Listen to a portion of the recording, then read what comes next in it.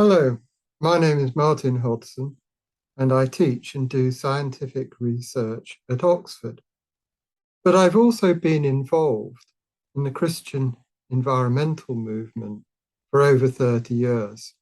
I do a lot of teaching and writing in this area, and I'm often used as a setup person to talk about the environmental issues before the theologians and those interested in practical solutions speak.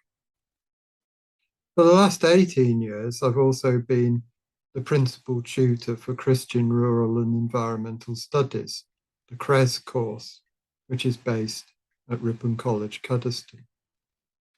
At the consultation, I appealed that we don't just restrict the discussion to one environmental issue, that of climate change. I think a number of issues should be included. I like to use the planetary boundaries concept first suggested by Johan Rockstrom and colleagues in 2009.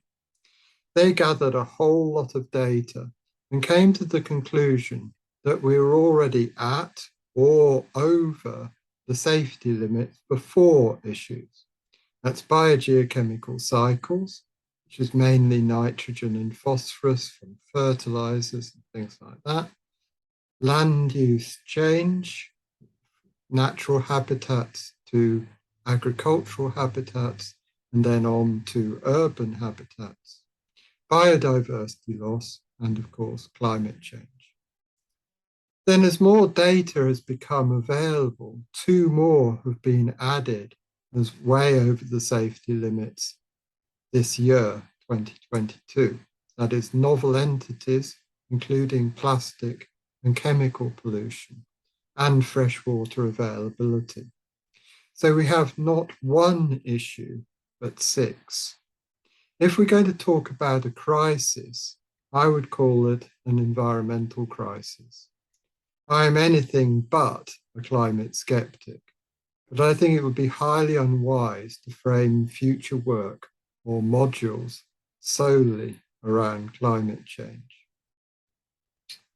The second point that I would make is that I would always make room for some sort of presentation on the environmental issues of interest from a scientist. For many years, that has always been the approach that we have adopted at the conferences that we've run for the John Ray Initiative and for CRES. You really can't rely on a student's knowledge gained from the media. That will be partial and may have serious errors of fact. So a typical conference or presentation will have a simple but up-to-date talk about the issue or issues, some time for biblical or theological reflection, and then something about the actions that we might take to reduce the problem. Jumping straight in to theology or action is not wise. There are a whole range of Christian organizations that will be very pleased to help you find a suitable person to do this for you in your area. Thank you.